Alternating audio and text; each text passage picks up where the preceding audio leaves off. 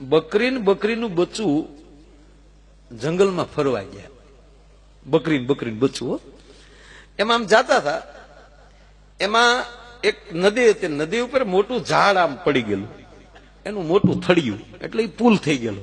એ થળિયા ઉપર બકરી હાલી જાય ને બકરીનું બચ્ચું વાહે વાહે હળવું આમ ખરિયું ઠેરાવતા ઠેરાવતા હાલ્યા છે. એમાં સામેથી હાવજ આવ્યું, સિંહ. હાવજે આમ ડણક મારી એટલે બકરીના ટાટિયા મળ્યા ટેટ ટેટ થવા.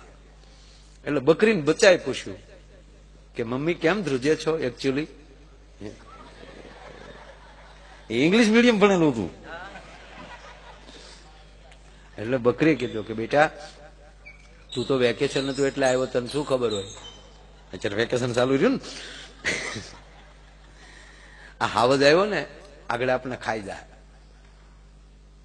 આને આમ ન લાય, આ તો ભૂલ પડી ગઈ.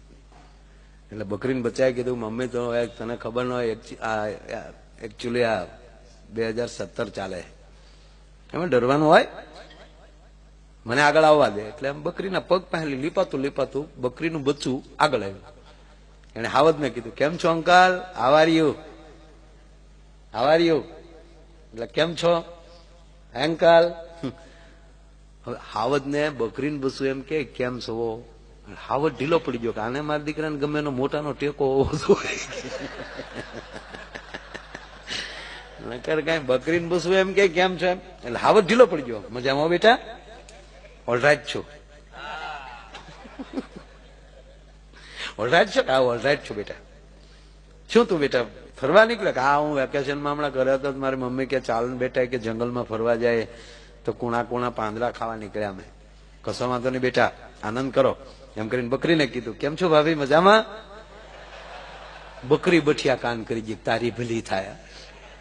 મજામાં હો ભાઈ, મજામાં. શું કરે મારો ભાઈ? તાકી તો જો કે હોય ને ભાઈ.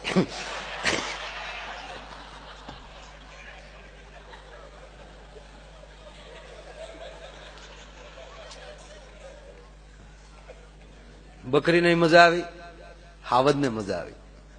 સારું સારું ભાભી, ફરો આખા જંગલમાં આટા મારો, આલ્યો મારું કાર્ડ.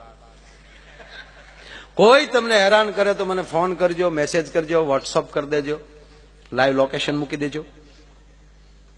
5 મિનિટમાં હું પહોંચી જાય, ડરવાનું નહીં.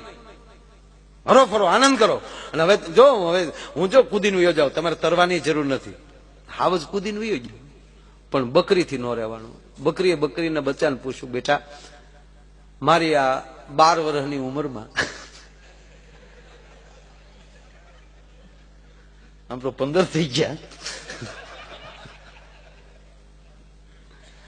આ મારી એટલા વર્ષની ઉંમરમાં કોઈ દી હાવજને આવી પરિસ્થિતિમાં મેં જોયો નથી. અને આનું ઘટનાનું કારણ શું? કારણ કે મમ્મી તને ખબર નહીં હોય, ગઈકાલના સમાચારમાં ચૂંટણી જાહેર થઈ ગઈ છે અને આ તારો બાપ ફોર્મ ભરવાનો છે, એટલે એ વિવેકી છે.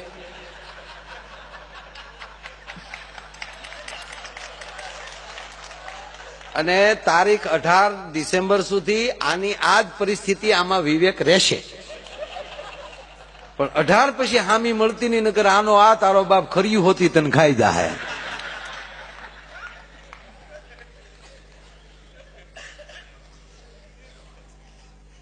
કહેવાનો અર્થ સારી વ્યક્તિને ગોતો.